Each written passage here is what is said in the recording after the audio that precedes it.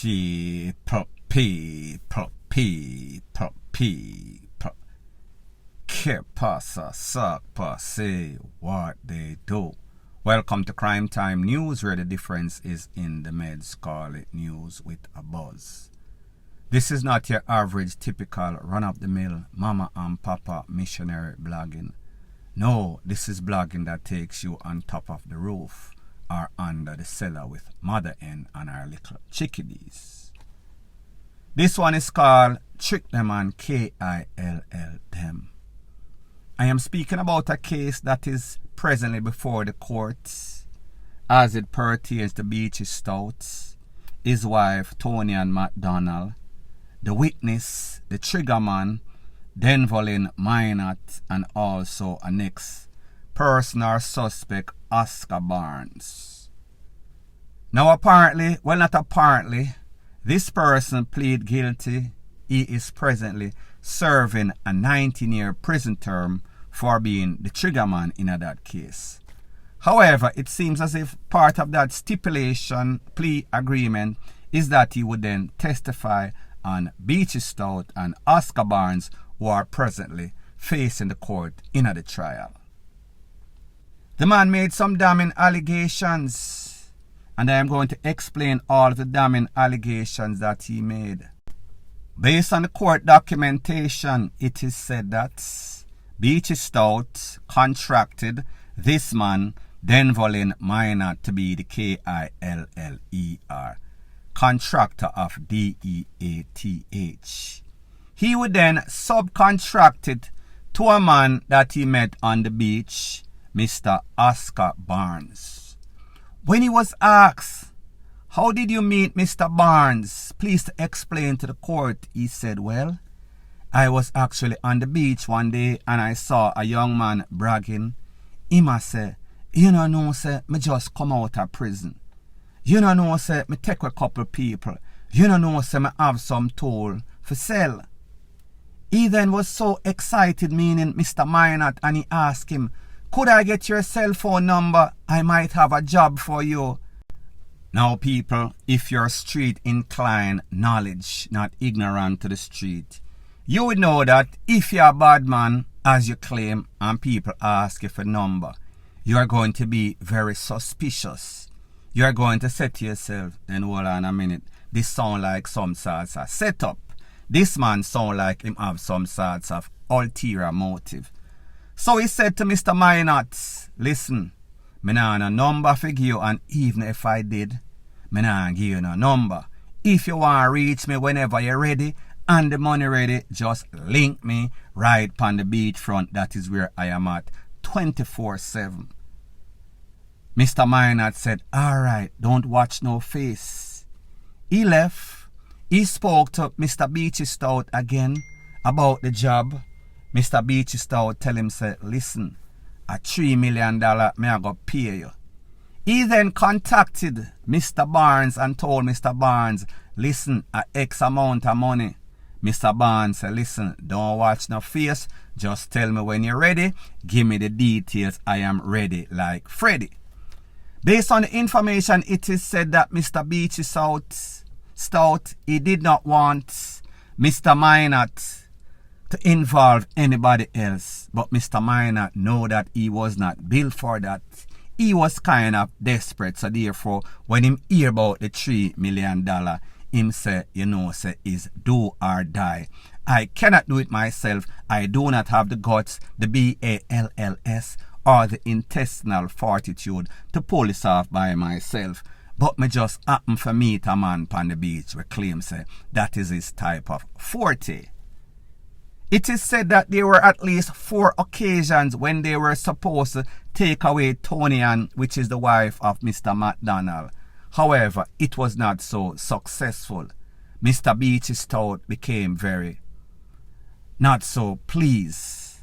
So therefore, one day they decided, which was about July 20th of 2020, do not quote me, sometimes in 2020, after 4 failures, they met with Beachy Stout and he told them, "Listen, stand down. Whatever you do, do not do it today. Do not take her away at the house. people, they did not listen. They were at the house, and then they saw when the two people pull up, Mr. Stout in a separate vehicle and Tonian in a separate vehicle. But it seems as if Beachy and Tonian had some sort of conversation, because if you remember or have been following this case closely, Tonian's father lost his life, so it is said that it seems as if Beachy set her up. He lured her by telling her that, listen, I have some little man where you can buy a tool from. This is the man's name right here, Mr. Minot, and then Mr. Minot introduced her to Mr. Barnes. So she thought that she was going to go and get that tool to avenge or revenge, reprisal for the person that took away her father, not knowing that Beachy Stout was the actual one. So therefore he tricked her and he was going to get her. K-I-L-L-E-D. It is said that she left in the vehicle, her vehicle, with Mr. Minot. Mr. Minot was in the front seats, and then Mr. Barnes was in the back seat directly behind Tonian. He told her to drive to a place named Sherwood Forest, which is in Portland. This was in the night, maybe about 7 or so. It is said that upon reaching that intersection at Sherwood Forest, Mr. Barnes instructed Tonian, make a U-way, hit a U-turn, and park and turn off the light. Now people, I don't know about you, but the average lady out there, even if she had evil intentions to avenge her father's death, we can kind of give her a pass. The fact that she was about to buy a tool doing something illegal makes us wonder, what type of lady is this that was going to take it up on her head to get back the people that got her father. People, me don't know what people think, and when them read certain things, maybe they think differently. However, she became very suspicious when the man tell her make a U-turn, park the car, turn off the light in the middle of nowhere. She became even more suspicious when she realized Mr. Minot opened the door and run out of the vehicle. Before she could answer who that, Mr. Barnes, directly behind her, hold her around her neck and start juk her up in her chest, in her neck. Mr. Minot said when he looked back, all he could see is all sorts of red as spray.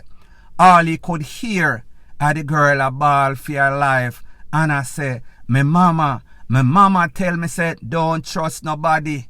He said that he could see it visibly when she was kicking, when she was trying to FIGHT off this man, Mr. Barnes. However, people, you know, say woman's strength and man's strength are two different things, especially when you are getting pelted in the chest by all sorts of kitchen itch. You are going to lose blood. The shock alone is going to traumatize you. He said when he looked, he realized that she was gone. When the court asked him, oh, you know, said she gone, because she was not SCREAMING or KICKING anymore. He then realized that the door opened, her door that is, and she fell out on the ground limp. He said he noticed Mr. Barnes then going over her, pull out some sorts of liquid that he had, probably gasoline or kerosene, some sorts of flammable stuff, import over her and import over the vehicle, and then him light a matches, and then him just fling pan the car. This man, the witness, claims that then him start run for him life. Him run down the road that head towards Portland, somewhere, don't quote me. He even claimed that he saw some sorts of popo try to flag down the popo to report exactly what had transpired. He even claimed that Mr. Barnes pointed a tool that he had on him because him a act real bummy. Now people, just before I proceed, remember, Mr. Minot pled guilty to the takeaway of the wife. Mr. Minot is said to be one of the persons that conspired. maybe even the person that took them away. Mr. Barnes, Oscar Barnes that is, and Beachy Stout, the husband, they took it to trial. So therefore, Mr. Minot, would have motive to lie.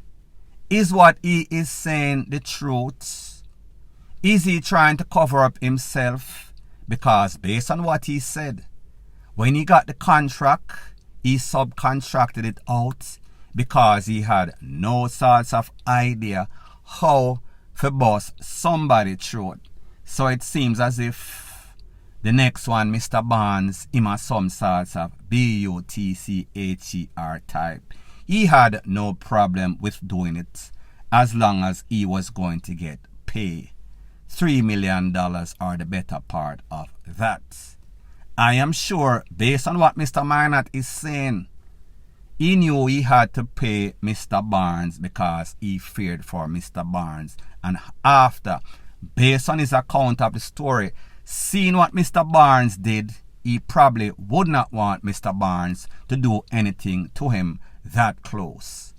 What this shows you is the evil that dwells within people. Because sometime in the court, this man also claimed that he had a relationship with Tony Ann. I will talk about that later.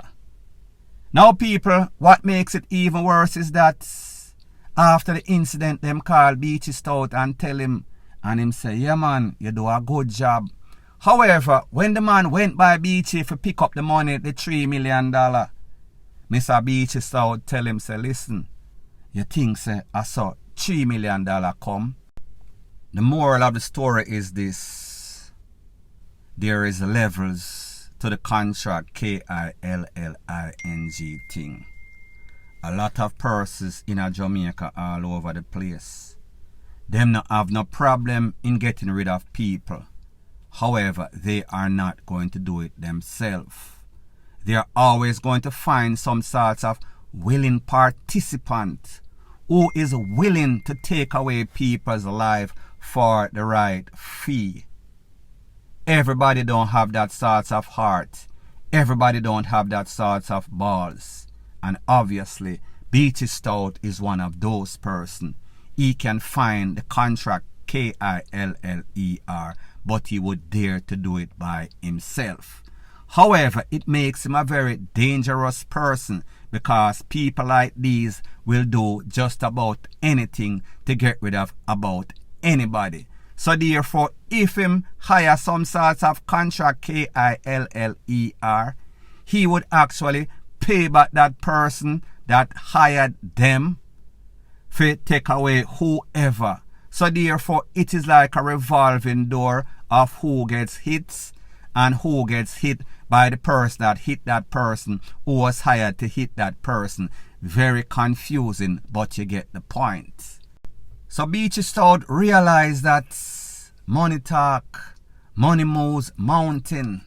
He could pretty much pay to eliminate anybody that he want, including the hitman for hire, the actual contract, not the subcontractor. So therefore, more than likely, if I was a betting man, I would say, you know that there is some sorts of communication with Mr. Barnes and Beachy Stouts to take out the middleman, that is Mr. Minot. So therefore, when it was time to pay up, Beachy Stout started to give the people the run around and I asked them, listen, you think say I saw $3 million come easy? He said that because he knew that he had something planned. Before he would pay that man or anybody else $3 million, he would probably take $1 million and pay $500,000 for each of them or both of them to get eliminated.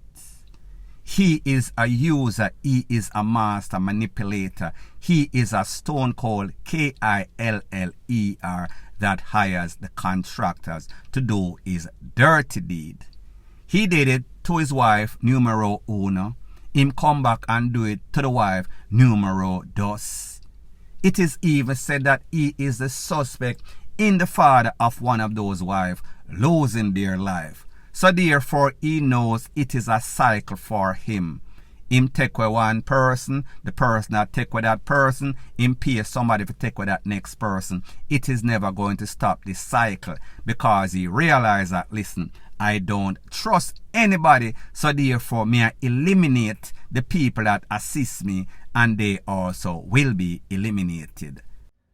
And there's a very important lessons to be learned by this for all of you evilous women and men out there that have aspirations, have people that you're trying to eliminate. These people that are in the business, they will take your money, they will take away the person that is obstructing you, and then they will take away you that is obstructing them being free, them being alive. So it is always going to be a revolving door, a cycle. So when you feel as if you plot and scheme, remember what I always say. Man a plan, God a wipe out. It is called karma. Every dog has its day.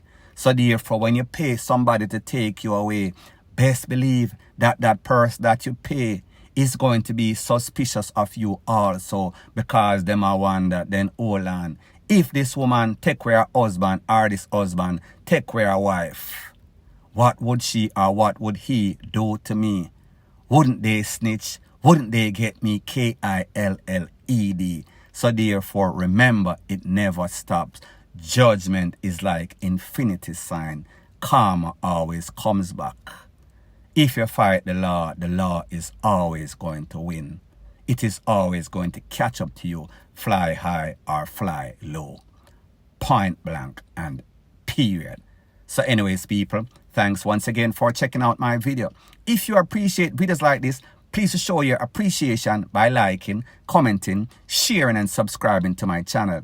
That is how YouTube promotes videos like these to like-minded, sensible persons like yourself. And last but not least, please subscribe to my next channel. It is called Jamaica Dancehall Source. I'll be pinning the link to that channel in the description of this video. Bless up.